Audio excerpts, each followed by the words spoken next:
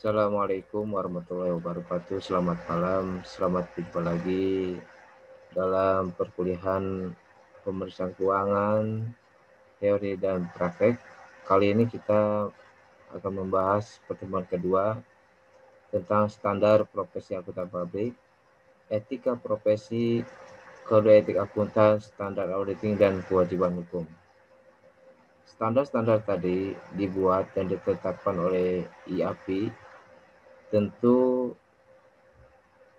menjadi pedoman atau acuan para auditor dalam melaksanakan tugas-tugasnya mengaudit satu auditi atau perusahaan ataupun badan lainnya, agar pelaksanaan audit tersebut bisa berjalan dengan lancar dan sesuai harapan bersama antara audit dan juga auditor.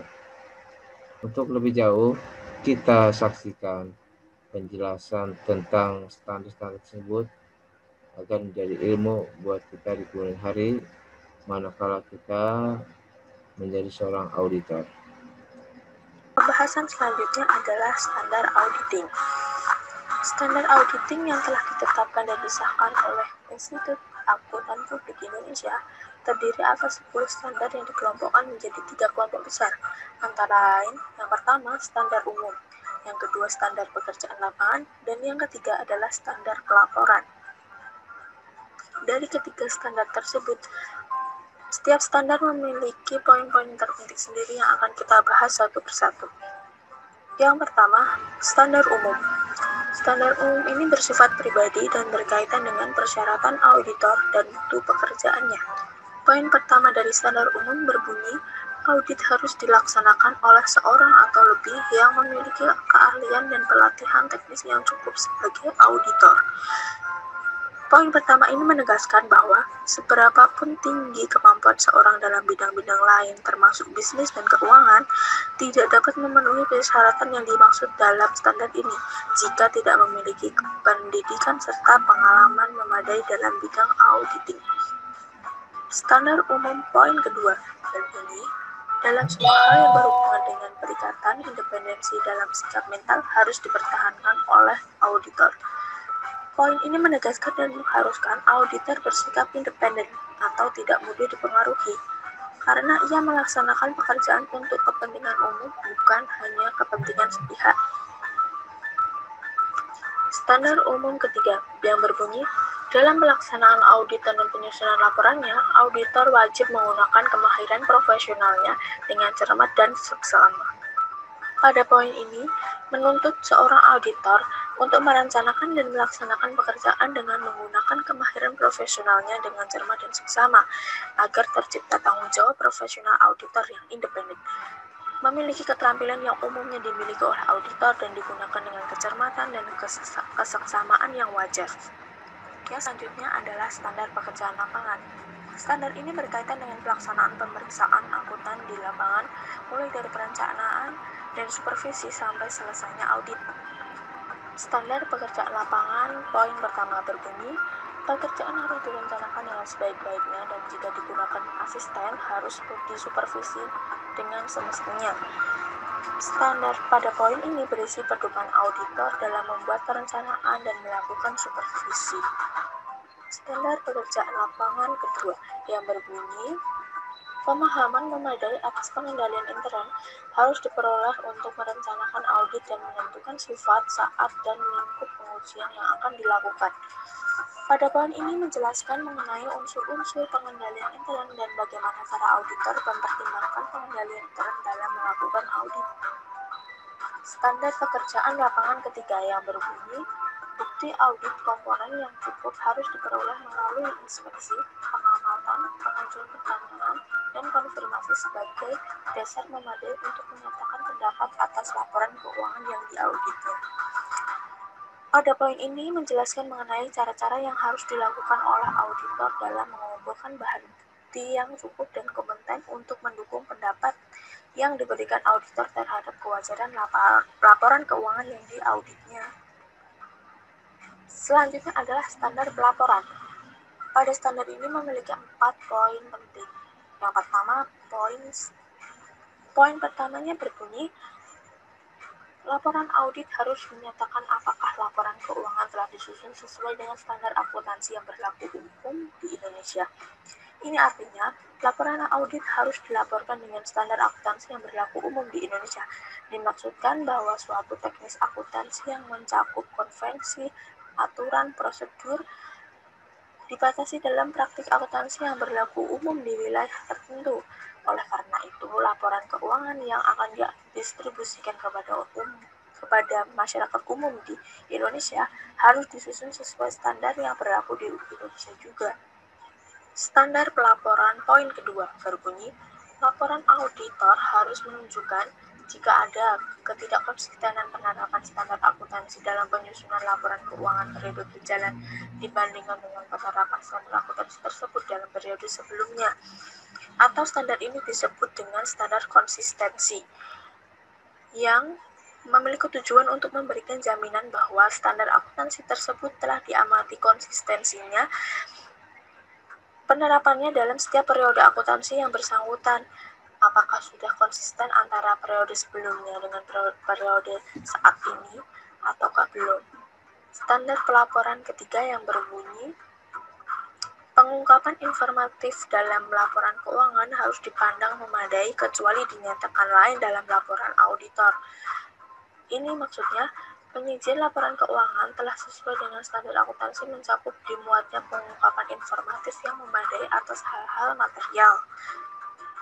Selanjutnya, standar pelaporan keempat berbunyi, laporan auditor harus memuat suatu pernyataan pendapat mengenai laporan keuangan secara keseluruhan atau suatu asersi bahwa pernyataan demikian tidak dapat diberikan. Jika pendapat secara keseluruhan tidak dapat diberikan, maka alasan harus dinyatakan. Dalam hal nama auditor dikaitkan dengan laporan keuangan, maka laporan auditor harus memuat petunjuk yang jelas mengenai sifat pekerjaan audit yang dilaksanakan jika ada dan tingkat tanggung jawab yang dipikul oleh auditor. Ini maksudnya untuk mencegah salah tafsir tentang tingkat tanggung jawab yang dipikul oleh akuntan bila namanya dikaitkan dengan laporan keuangan. Kode etik profesi akuntan publik. Setiap manusia yang memberikan jasa dari pengetahuan dan keahliannya pada pihak lain seharusnya memiliki rasa tanggung jawab pada pihak-pihak yang dipengaruhi oleh jasanya itu. Kode etik profesi akuntan publik merupakan pedoman bagi para anggota Institut Akuntan Publik Indonesia untuk bertugas secara bertanggung jawab dan objektif. Kode etik akuntan Indonesia terdiri atas 8 bab dan 6 pernyataan etika profesi. Pernyataan tersebut adalah Pernyataan Etika Profesi nomor 1 tentang integritas, objektivitas, dan independensi. Pernyataan Etika Profesi nomor 2 tentang kecakapan profesional. Pernyataan Etika Profesi nomor 3 tentang pengungkapan informasi rahasia klien. Pernyataan Etika Profesi nomor 4 tentang iklan bagi kantor akuntan publik. Pernyataan Etika Profesi nomor 5 tentang komunikasi antar akuntan publik. Pernyataan Etika Profesi nomor 6 tentang perpindahan staf atau partner dari satu kantor akuntan ke kantor akuntan lain. Beberapa prinsip etika profesi yaitu 1. Tanggung jawab profesi, 2. Kepentingan umum atau publik, 3. Integritas, 4. Objektivitas, 5. Kompetensi dan kehati-hatian profesi, 6. Kerahasiaan, 7. Perilaku profesional, dan yang terakhir standar teknis. Baik, tadi adalah standar-standar dan juga etika profesi yang harus dimiliki oleh seorang auditor dalam pelaksanaan tugasnya sehari-hari mengaudit suatu entitas atau auditi, sehingga dapat menghasilkan laporan keuangan ya, laporan audit yang memang betul-betul bisa diandalkan. Satu kata atau satu kunci daripada seorang auditor adalah harus memiliki satu independensi. Yang bisa dilakukan adalah bersikap merdeka atau netral, ya, tidak memihak ke salah satu baik pimpinan perusahaan atau auditi maupun ke pihak lainnya. Nah, kita lihat sebenarnya seperti apa sih sikap independensi tersebut? Mari kita lihat. Hai sahabat audit, mari kita membahas tentang independensi bagi auditor.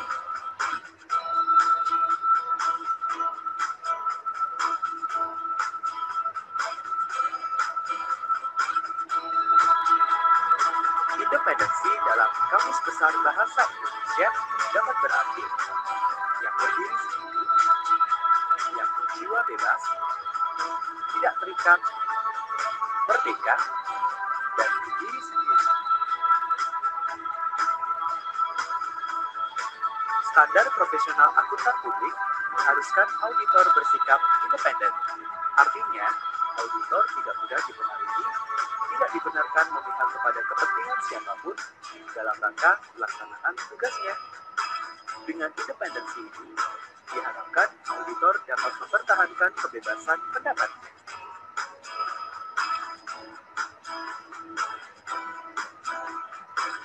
Pentingnya independensi akuntan publik adalah sebagai berikut. Independensi merupakan syarat yang sangat penting bagi profesi akuntan publik untuk menilai kewajaran informasi yang disajikan oleh manajemen kepada pemakai informasi.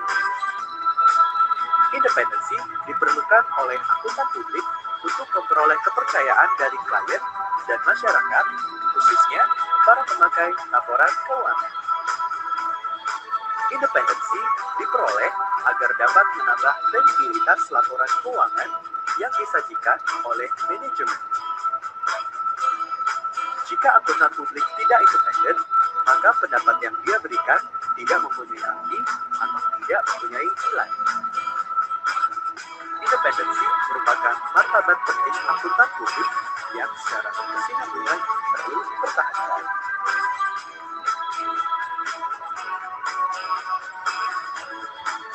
Aspek-aspek independensi antara lain adalah sebagai berikut. Independence in fact atau IIF dalam bahasa mudahnya adalah independensi yang nyata. IIF tidak terlihat dari luar dan tidak dapat diukur. Kenapa? Karena IIF terletak pada diri auditor yang tergambar pada keteguhan yang dimiliki, diyakini, dan dijalani oleh auditor dalam melakukan audit. Contoh, ketika auditor tersebut melaksanakan pemeriksaan secara sesuai dengan kode etik, sesuai dengan prosedur, dan opini yang dihasilkan sesuai dengan kondisi yang sesungguhnya, dan tentunya tanpa adanya paksaan dari pihak manapun.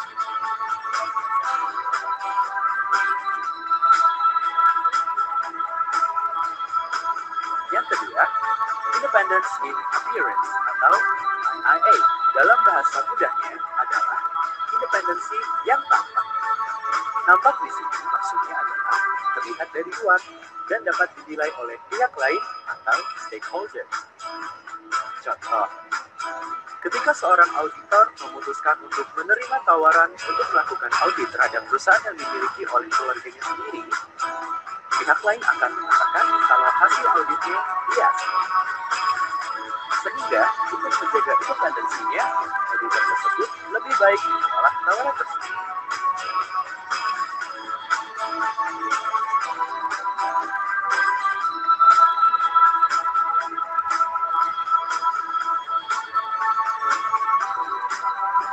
Lantas, bagaimana jika auditor dihadapkan dengan hal yang mengganggu independensinya?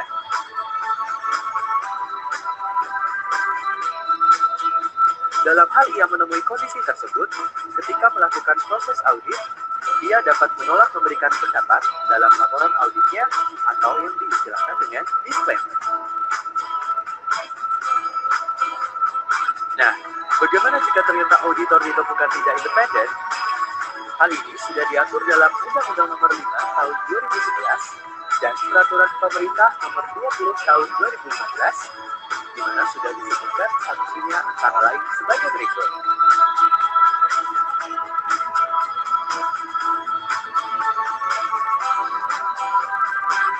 Demikian 10 cerita tentang independensi bagi auditor.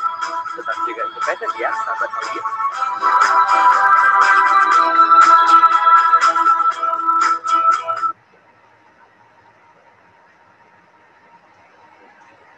Baik, demikian penyampaian materi hari ini ya tentang standar akuntan publik dan juga etika profesi serta penjelasan mengenai independensi. Mudah-mudahan bisa memberikan pencerahan atau gambaran bagaimana seharusnya menjadi seorang auditor yang handal. Demikian, apabila ada pertanyaan silakan kita diskusi di e-learning ataupun di WhatsApp group. Kita semangat. Wassalamualaikum warahmatullahi wabarakatuh.